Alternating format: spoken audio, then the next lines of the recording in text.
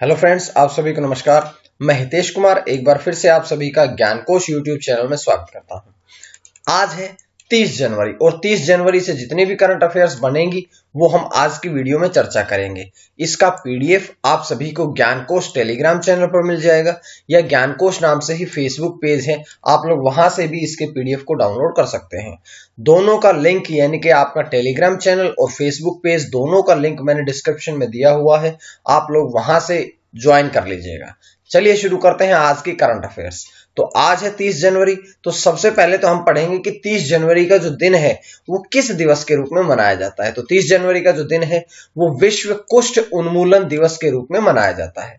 अब बात करते हैं कि इस दिवस को मनाने का मुख्य उद्देश्य क्या है। इस दिवस को मनाने का जो उद्देश्य है वो है कुष्ठ रोग से पीड़ित लोगों की सहायता करना और इस रोग के प्रति लोगों में जागरूकता बढ़ाना। जागरूकता बढ़ेगी तभी जो लोग हैं वो इस रोग से दूर रह सकेंगे, इस रोग से स्वयं को सुरक्षित और संरक्षित कर सकेंगे। तो ये तो था इसका उद्देश्य। अब इस रोग के बारे में बात करें तो इस रोग का जो संक्रमण है, इस रोग के संक्रमण का जो कारण है वो है रोगाणु या बैक्टीरिया, इन दोनों के द्वारा ये फैलता है और जिससे माइक्रोबैक्टीरियम लेप्री कहा जाता है। ये जो प्रक्रिया है इसे माइक्रोबैक्टीरियम लेप्री कहा जाता है, जो संक्रमण का मुख्य कारण बनता है। और ये संक्रमण जो है वो रोगी की त्वचा को प्रभावित करता है तथा रोगी की जो तंत्रिकाएं होती हैं उन सभी तंत्रिकाओं को नष्ट कर देता है। तो ये सारी बातें मैंने आपको यहां से बताई है। उसके बाद है अगला प्रश्न। अब एक एक करके प्रश्नों की तरफ चलते हैं। तो सबसे पहला प्रश्न है कि किसानों के लिए कृषि सखा ऐप, एक ऐप लॉन्च करी गई है जिसका नाम है कृषि सखा ऐप। अब ये जो कृषि सखा ऐप है ये किसके द्वारा लॉन्च करी गई है? तो ये जो लॉन्च करी गई है ए ऑप्शन यानी कि भारतीय एक्सा जनरल इंश्योरेंस के द्वारा। भारतीय एक्सा जनरल इंश्योरेंस ने अब किसानों के लिए, किसानों की मदद के लिए कृषि सखा ऐप नामक लॉन्च करी है। अब बात करते हैं इसके बारे में। तो देख, ये जो है इसका उद्देश्य क्या है? कृषि सखा ऐप का लॉन्च करने का मुख्य उद्देश्य किसानों को फसल बीमा से संबंधित जानकारियां प्रदान करना। किसानों को अब जो फसल बीमा से संबंधित जानकारियां होंगी वो सभी इस ऐप के माध्यम से प्रोवाइड कराई जाएगी और जो कि ये भारतीय एक्सा जनरल इंश्योरेंस ने शुरू करी है, लॉन्च करी है। तो इसके बारे में भी थोड़ी बातें पढ़ते हैं। जैसे कि हम बात करते हैं इसकी स्थापना कब हुई थी। तो इसकी जो स्थापना है वो 2008 में हुई थी। बात करें भारतीय एक्सा जनरल इंश्योरेंस का मुख्यालय कहां पे है, तो इसका मुख्यालय है मुंबई, महाराष्ट्र में। इसके प्रबंध निदेशक और मुख्य कार्यकारी अधिकारी की बात करें तो इसके एमडी और सीईओ, एमडी अर्थात मैनेजिंग डायरेक्टर, प्रबंध निदेशक और मुख्य कार्यकारी अधिकारी, तो चीफ एग्जीक्यूटिव ऑफिसर वो है संजीव श्रीनिवासन। और यहां से एक अंतिम जानकारी है जो कि भारतीय एक्सा जनरल इंश्योरेंस से है, वो ये है कि इसकी टैगलाइन क्या है। तो इसकी टैगलाइन है सुरक्षा का नया नजरिया। सुरक्षा का नया नजरिया जो है वो इसकी भारतीय एक्सा जनरल इंश्योरेंस की टैगलाइन है। तो इस प्रकार से पूरी जानकारी आप लोगों के सामने आई। उसके बाद अगला प्रश्न, अगला प्रश्न आप लोगों की स्क्रीन पे है कि वैक्सीन मैत्री एक पहल शुरू करी गई है जिसका नाम है वैक्सीन मैत्री। ये पहल किसके द्वारा शुरू करी गई है? तो वैक्सीन मैत्री नामक जो पहल है ये किसके द्वारा शुरू करी गई है? ये शुरू करी गई है भारत देश के द्वारा, यानी कि अपने देश भारत ने अब वैक्सीन मैत्री नामक एक पहल शुरू करी गई है। इसके द्वारा जो भारत के पड़ोसी देश है उन्हें कोरोना वायरस की दवा जो है वो उपलब्ध कराई जाएगी। तो चलिए इसके बारे में बातें करते हैं। इसके बारे में बातें करते हैं कि भारत, इसका उद्देश्य क्या है? इसका उद्देश्य यह है कि भारत के जितने भी पड़ोसी देश हैं उनको कोरोना वायरस के टीके जो हैं उपलब्ध कराना ही इस पहल का मुख्य उद्देश्य है। इस पहल के तहत सबसे पहले श्रीलंका और बहरीन दोनों देशों में टीके भेजे गए। और अगर आप बात संख्या की आती है तो श्रीलंका में भेजे गए हैं 5 लाख टीके और बहरीन में भेजे गए हैं 10,800 टीके।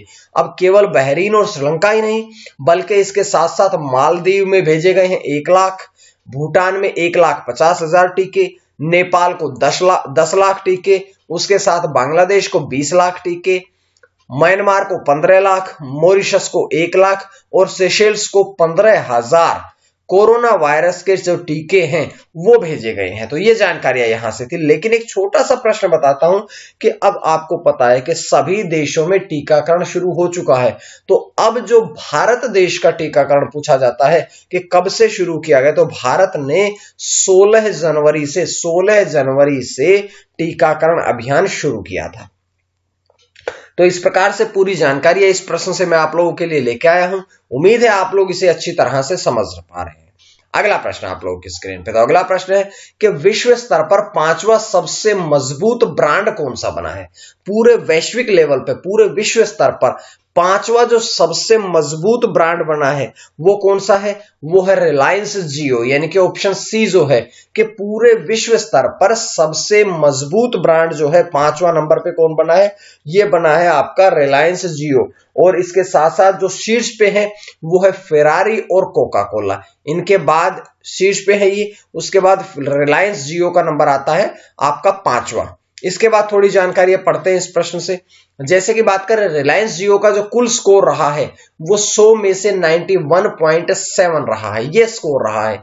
अब अगर बात करें कि सबसे, क्योंकि 5वें नंबर पर रिलायंस जियो था, तो शीर्ष देश कौन, शीर्ष ब्रांड कौन कौन से हैं? तो सबसे है फेरारी और दूसरा है कोका कोला।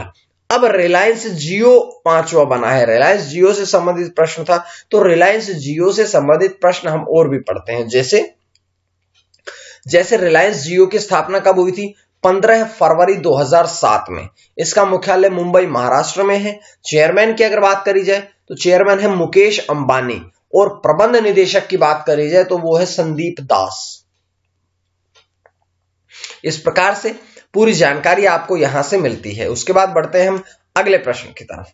तो अगला प्रश्न नंबर 4 आपकी स्क्रीन पे है कि भारतीय स्टेट बैंक के प्रबंध निदेशक कौन बने हैं? भारतीय स्टेट बैंक के प्रबंध निदेशक कौन बने हैं? तो भारतीय स्टेट बैंक के जो प्रबंध निदेशक बने हैं वो स्वामीनाथन जानकी रमन और अश्विनी कुमार तिवारी, यानी कि दोनों ही बने हैं। और अगर दोनों बने हैं तो यहां आपका ऑप्शन कौन सा सही होगा? सी ऑप्शन सही होगा। तो सी ऑप्शन यानी कि स्वामीनाथन जानकी रमन और अश्विनी कुमार तिवारी दोनों को ही भारतीय स्टेट बैंक का नया प्रबंध निदेशक बनाया गया है। उसके बाद बढ़ते हैं हम आगे। तो देखिएगा यहां से बहुत सी जानकारी आप लोगों को मिली है और इन जानकारियों को हम आगे बढ़ाते हैं, इसके बारे में बात करते हैं। देखिएगा इनकी जो नियुक्ति है वो आगामी 3 वर्षों के लिए करी गई है। अब यहां से एक दो प्रश्न और भी जानने को मिलते हैं कि जो एसबीआई है, स्टेट बैंक ऑफ इंडिया है, इसके 4 प्रबंध निदेशक है। 4 कौन कौन से हैं? तो 2 मैं बता चुका हूं कि स्वामीनाथन जानकी रमन और दूसरा है अश्विनी कुमार तिवारी। उसके बाद 2 अन्य प्रबंध निदेशक कौन से हैं? वो है CS शेट्टी और अश्विनी भाटिया। ये 4 कुल मिलाकर के इसके प्रबंध निदेशक हैं। उसके बाद बात करते हैं कि एसबीआई के अध्यक्ष कौन है, इसके प्रेसिडेंट कौन है? तो दिनेश कुमार खारा, DK खारा जो हैं वे एसबीआई के वर्तमान में अध्यक्ष हैं। एसबीआई की फुल फॉर्म क्या है? स्टेट बैंक ऑफ इंडिया, जिसका मुख्यालय कहां पे है? मुंबई महाराष्ट्र में। और इसकी स्थापना के बारे में अगर प्रश्न पूछा जाता है तो ध्यान रखिएगा एसबीआई की जो स्थापना है वो 1 जुलाई 1955 में करी गई थी। तो इस प्रकार से पूरी जानकारी मैं आप लोगों के लिए यहां से लेके आया हूं। जिसके बाद बढ़ते हैं अगले प्रश्न की तरफ। अगला प्रश्न आप लोगों के लिए है कि भ्रष्टाचार धारणा सूचकांक 2020 जारी किया गया है, जिसमें भारत का कौन सा स्थान रहा है? तो देखिएगा भारत का कौन सा स्थान रहा है, तो इसमें जो भारत का स्थान रहा है वो रहा है 86, यानी कि 86वें स्थान पर भारत रहा है इस सूचकांक में। बात करते हैं कि इसमें 180 देशों से का आकलन किया गया था, जिसमें भारत का 86वां स्थान रहा। और यहां से और जानकारी आप लोगों को यह मिलती है कि 2019 में भारत का कौन सा स्थान था? 2019 में 80वां स्थान था, जिससे 6 पायदान फिसल के भारत का 2020 में जो स्थान मिला वो मिला है 86वां।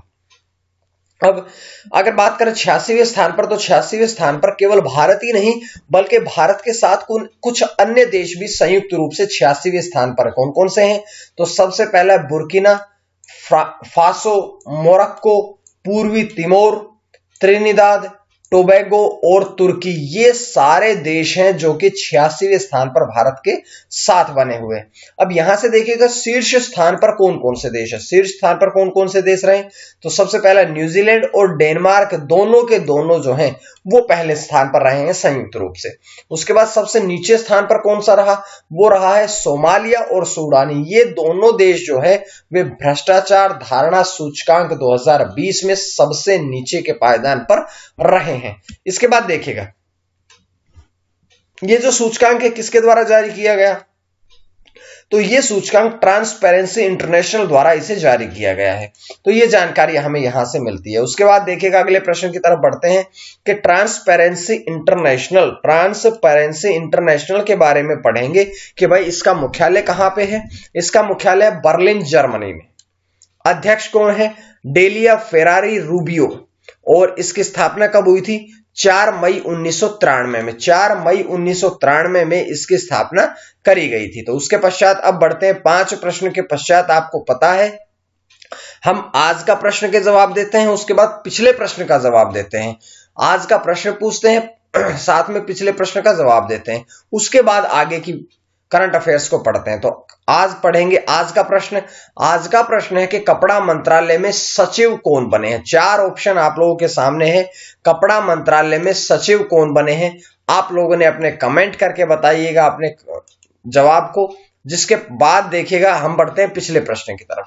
पिछला प्रश्न मैंने कल आपसे पूछा था कि अनुसूचित जाति के छात्रों को मुफ्त पुस्तकें प्रदान करने की घोषणा किसके द्वारा करी गई है, ये हरियाणा सरकार के द्वारा करी गई है।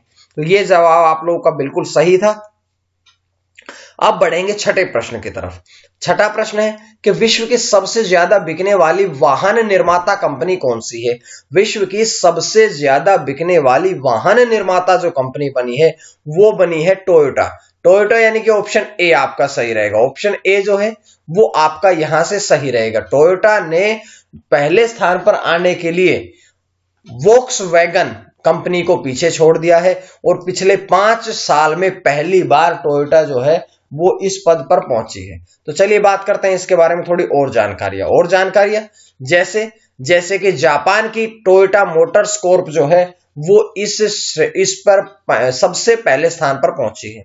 पिछले 5 साल में पहली बार यह स्थान प्राप्त हुआ है और 2020 में वैश्विक बिक्री 9.528 मिलियन रही है।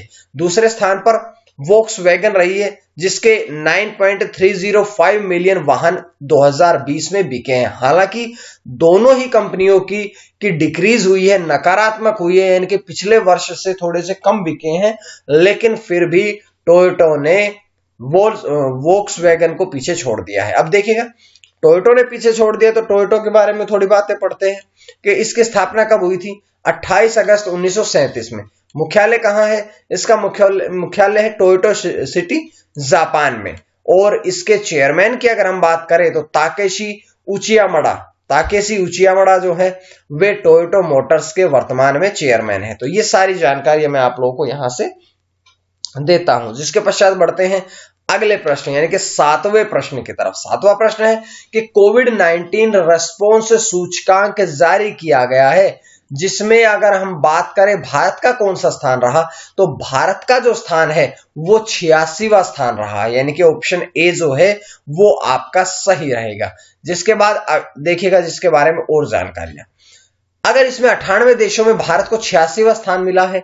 शीर्ष 3 देशों की बात करें तो सबसे पहले न्यूजीलैंड, दूसरा वियतनाम और तीसरा रहा है ताइवान। ये जानकारियां यहां से मिली। लेकिन बात करते हैं कि कोरोना वायरस में सबसे खराब हैंडलिंग का जो श्रेणी मिलती है, जो स्थान मिलता है वो मिला है ब्राजील देश को। और सार्वजनिक रूप से उपलब्ध डाटा की कमी के कारण चीन को इस सूची से बाहर रखा गया। क्यों? क्योंकि जो चीन देश है इसने अपने आंकड़े प्रस्तुत नहीं किए और इसने आंकड़ों में भी धोखाधड़ी करी, छुपो करके रखे, जिस कारण से चीन को इस श्रेणी में अलग रखा गया। ये जो सूचकांक है ये किसके द्वारा जारी किया गया है, तो ये सूचकांक जो है ये ऑस्ट्रेलिया स्थित लोवी इंस्टीट्यूट द्वारा जारी किया गया है। तो इस प्रकार से पूरी जानकारी मैं आप लोगों के लिए यहां से लेके आया हूं। जिसके बाद बढ़ते हैं अगले प्रश्न की तरफ कि भारत का पहला चमड़ा पार्क कहां पर स्थापित करने की घोषणा की गई। भारत देश का पहला चमड़ा पार्क जो है वो कहां पर स्थापित करने की घोषणा करी गई है, तो ये घोषणा करी गई है भारत का जो पहला चमड़ा पार्क रहेगा वो बनेगा, अब उत्तर प्रदेश सरकार द्वारा घोषणा करी गई, जो कि अब कानपुर जिले में बनेगा, उत्तर प्रदेश के कानपुर जिले में, यानी कि ऑप्शन ए जो है ये आपका सही रहेगा। अनुमानित निवेश कितना होगा, तो इस पर लगभग 5,850 करोड़ रुपए का अनुमानित निवेश होगा। इसमें 20 मिलियन लीटर प्रतिदिन की क्षमता का एक प्रभावी ट्रीटमेंट प्लांट भी होगा, ताकि यह गंगा नदी को प्रदूषित ना कर सके। गंगा नदी को प्रदूषण से होने से बचाने के लिए यह ट्रीटमेंट प्लांट भी लगाया गया है। जिसके बाद बढ़ते हैं आज के 9वें प्रश्न की तरफ। 1 मिलियन टीकाकरण तक पहुंचने वाला सबसे तेज देश कौन सा बना है, कौन सा देश ऐसा है जिसने कि 1 मिलियन टीकाकरण, कोविड-19 का 1 मिलियन टीकाकरण पर पहुंचने वाला सबसे तेज देश, यह बना है भारत देश, यानी कि ऑप्शन बी सही है। भारत देश ने मात्र 1 सप्ताह में, मात्र 6 दिनों में ही यह आंकड़ा पार कर लिया है। और इस आंकड़े तक पहुंचने में अमेरिका को 6 दिन लगे थे, स्पेन को 12 दिन, इजराइल को 14 दिन, यूके को 18 दिन, इटली को 19 और जर्मनी को 20 दिन इसको पहुंचने में लगे थे। उसके बाद बढ़ते हैं हम अगले प्रश्न की तरफ। तो 9 प्रश्न हमारे हो चुके हैं, जिसके बाद आज का अंतिम प्रश्न है कि स्कूल ऑफ पब्लिक हेल्थ का शुभारंभ कहां पर किया गया है। तो स्कूल ऑफ पब्लिक हेल्थ का शुभारंभ जो है ये जयपुर में किया गया है, यानी कि जो आपका ऑप्शन ए है वो सही रहेगा। जयपुर में अब स्कूल ऑफ पब्लिक हेल्थ का शुभारंभ किया गया है। बात करते हैं इसके बारे में कि राजस्थान के जयपुर में इसका शुभारंभ किया गया है और इसका नाम भारतीय स्वास्थ्य प्रबंधन अनुसंधान संस्थान के चेयरपर्सन एस.डी. गुप्ता के नाम पर रखा गया है। तो इस प्रकार से पूरी जानकारियां मैं आप लोगों के लिए सामने लेके आया हूं। उम्मीद है आपको पसंद आई होगी, और अगर आपको पसंद आती है तो आप ज्ञानकोश यूट्यूब चैनल को सब्सक्राइब कर लीजिएगा, ताकि आपको डेली वीडियोस इसी प्रकार से मिलती रहे। आपको अगर इस वीडियो का पीडीएफ चाहिए तो ज्ञानकोश फेसबुक पेज से जुड़े या ज्ञानकोश टेलीग्राम चैनल से जुड़े, ताकि आपको पूरी वीडियोस यहां से मिलती रहे। तो आज के लिए इतना ही। मां सरस्वती की कृपा आप सभी पर बनी रहे। आप सभी का बहुत बहुत धन्यवाद।